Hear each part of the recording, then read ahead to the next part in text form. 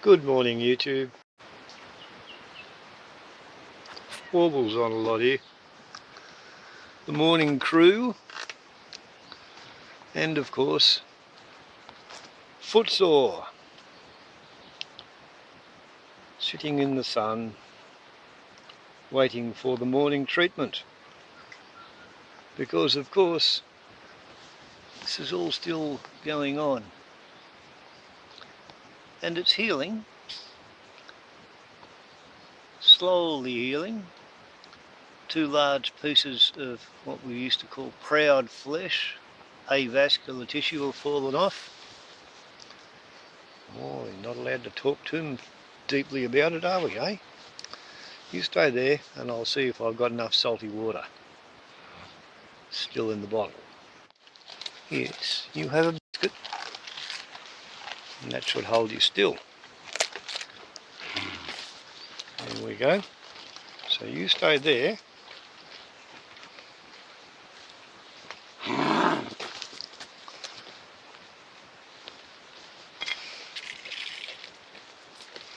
Yes, you'll cope with that, won't you?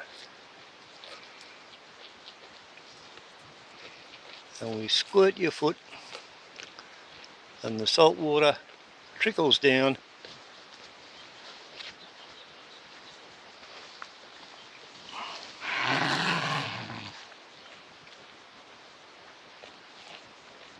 and then you can sit down and lick the foot.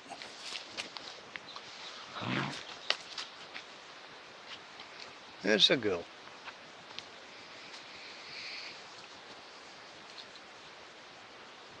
You happy with that? That be enough? You going to lie down here, or are you going to go away somewhere else? I'll put the paws on and we will see. And as it turns out, she's gone on to continue the day's grazing.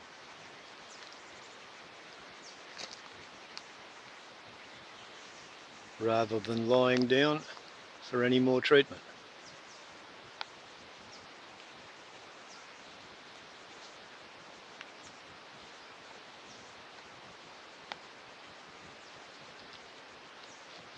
Looking for green pick on the driveway.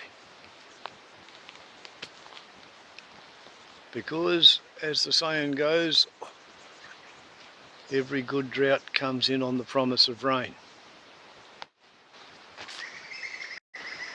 Look at the number 1 Cascade tank.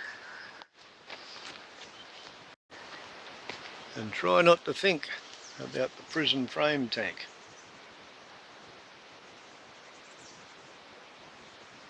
I'm going to have to buy some water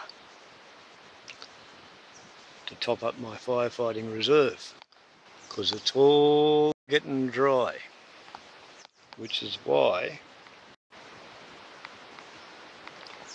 I have been brush cutting and laying down all the Flax-Lilly to use it as sheet mulch, cover up the rocks, shade the ground, catch the dew and soak it in, shade the roots of the trees, try and save the leaves, keep them on the trees. And if you think my place looks dry and ready to burn, spare a thought for the ground on the other side of the fence, where the Flax-Lilly is standing waist high.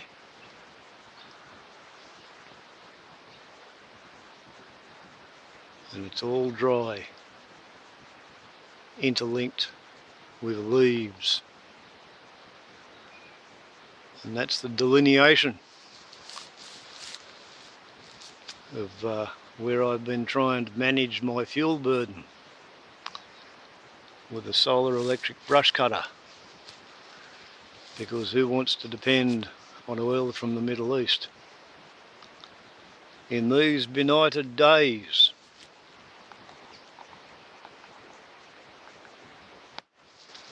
And now we get to see what happens when the pipeline from the oil well through the refinery to the fuel bowser gets shut off. Because I think we're going to have to learn how to fight bushfires without any diesel for fire trucks and without any kerosene for the helicopters and the aerial firefighting. And things like this, drink motion lotion at 2 days ago, $2.77 a litre.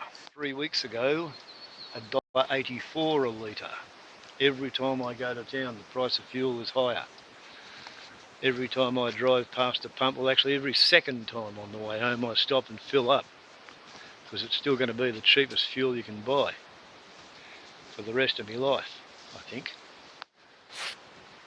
9 o'clock in the morning, the shadow is almost off the down sun panel.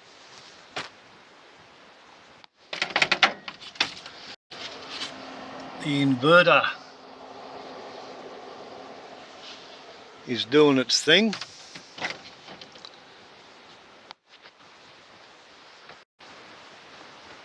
And the little Chinese electric motorbike is being recharged.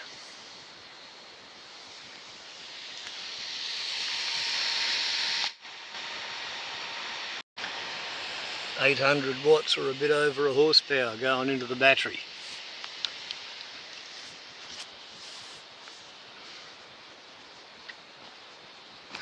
There were people who laughed at me for getting an electric motorbike and a solar system to charge it with.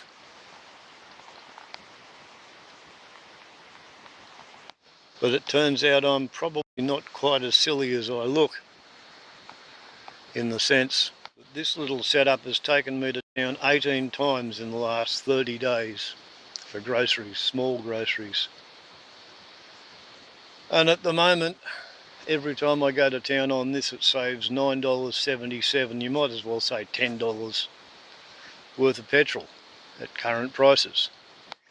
$180 a month in fuel savings with a solar electric motorbike over a 2000 vintage Forester. And it's all a matter of choice, isn't it?